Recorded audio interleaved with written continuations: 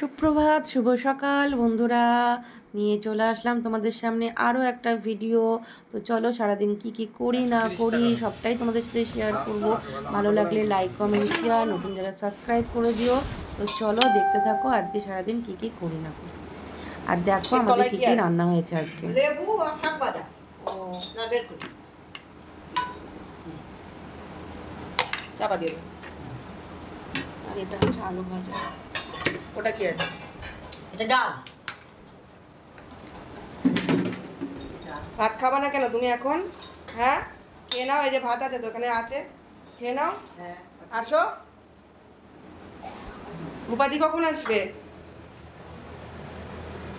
ওটা মাছের ঝোল হচ্ছে, মাছের ঝোল। রূপাদি এসেছে, চলো যাই খুলে দিয়ে আসি। এখানটা খুব তেল। কে রূপাদি? যাই,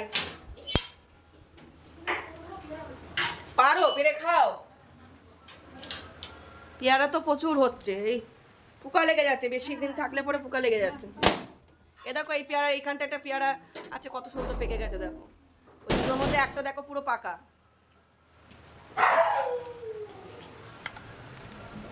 এই দেখো, এই দিকেরটা পেরে নেবা, একটা সাবধানে পাততে হবে এগুলো। আর দুটো যদি মনে করো পেকেছে।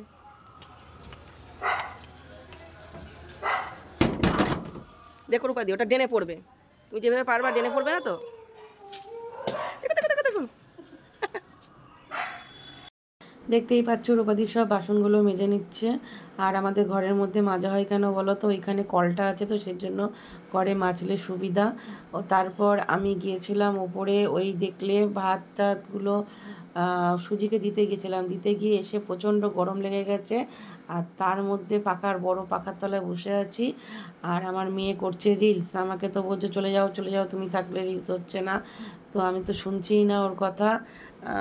তো ও খাটের ওপর উঠে রিলস করছে আর আমি এখানে হাওয়া খাচ্ছি। তার মধ্যে এইটা করছে বদমাইশি, আমাকে শুধু বলছে আদর করে দিতে আদর করে দিতে, ও আদর করে দিচ্ছে। আর আমার ভুলু তো আমাকে ছেড়ে ছাড়ে না, এদের কাছে আমার আর আশা হয় না। সারাদিন আমার ভুলুকে নিয়েই থাকতে হয়, এরা সারাদিন আমাকে ছেড়াই থাকে। দেখতে পাই বাড়িতে, কিন্তু এই যে কোলে উঠতো আগে যেরকম সেইগুলো আর হয় না। আর এই দেখো আমি একটু ঘুরিয়ে দিলাম রিস্টটা, আর আমাকে ওই তারা দিচ্ছে, চেঁচাচ্ছে, কাঁদছে, এইসব করছে। তার মধ্যে ভাত টাত খেয়ে আসলাম, স্নান করে আসলাম, করে সেই যে ভলুকে নিয়ে এখন শুয়ে আছি। আর কি করব, ভলু তো আমাকে ছাড়া থাকে না না। আমি যখনই শোবো ওই ঘরে যাব তখনই আমার পিছন পিছন ওই ঘরে চলে যাবে। আর ওই ঘরে যাওয়া মানে কি বলে তো, টয়লেট করে দিয়ে আসে, আর আমার মা প্রচণ্ড বকাবকি করে। ওই জন্য আমি ওর অত্যাচারে আমি এইখানেই শুয়ে আছি। আর দরজাটা খুলে দিয়েছি, খুব সুন্দর হাওয়া আসছে। আর এই যে ওকে নিয়ে আদর করছে, আর খুব আদরে আমার ভুলুটা না, এত আদর খেতে ভালোবাসে, প্রচণ্ড আদরে। এরকম দেশি ডগ যে এরকম হয় আমার জানা ছিল না। তো যাই হোক, একটু শুয়েছিলাম, শুয়ে থাকতে থাকতে আবার কলিং বেল মারলো।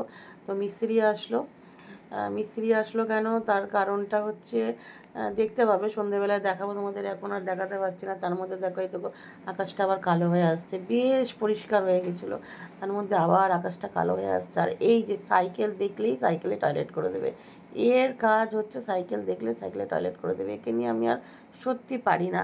তো যাই হোক, মেয়ের বাবা দুটো ভুট্টো দিয়েছিল, তো সেইটা এখন মেয়ে পোড়ালো, তার নুন আর লেবু দিয়ে মাখিয়ে খাচ্ছি বসে আনন্দ করে করে। আমার ভুট্টা পোড়া খেতে ভীষণই ভালো লাগে। আর ছোটোটা সমানে হাঁ করে আছে, ভুট্টা পুরো অর্ধেকটা ওই খেয়ে নিল। তারপর দুটো পেয়ারা পেরেছিলাম, রূপাদি পেরে দিয়ে গিয়েছিলো সকালবেলায়, দেখেছো। সেই পেয়ারাটা এখন লেবু দিয়ে আর নুন দিয়ে মাখিয়ে খাবো, লঙ্কা দিয়ে খাবো না, লঙ্কা না খুব ঝাল লাগে, ওই জন্য খাবো না। তা এখন লেবুটা দিয়ে পেয়ারাটা দিয়ে আস্তে আস্তে মাখিয়ে খাচ্ছে। বিকালবেলাটা না এই ধরনের খাবারগুলো খুব মজা লাগে। তো যাই হোক, এসব করতে করতে বেরিয়ে পড়লাম। একটু আমার বান্ধবী আসলো, বান্ধবীর সাথে একটু দরকার আছে, কতগুলো জিনিস কিনতে হবে। তো সেই জিনিস কিনতে হবে, একটা ব্যাংকের কাজ ছিল সেটাও করতে হবে। তো সেসব করতে করতে, আর এই তোমাদের বললাম না মিস্ত্রি এসেছিলো কেন, তো সেটা পরেও দেখাবো। এই যে ফুল লাগাবো, আয়নার সামনেটা একদম ফাঁকা ফাঁকা লাগছে, তো সেই জন্য ফুল কিনতে গিয়েছিলাম। তো ফুলটা কিনে নিয়ে অনেক কিছু কাজ টাজ সেরে বাড়ি চলে আসলাম। এখন ফুলগুলো বার করে করে দেখছি কীভাবে লাগানো যায়, তো সেটাই এখন বন্দোবস্ত চলছে।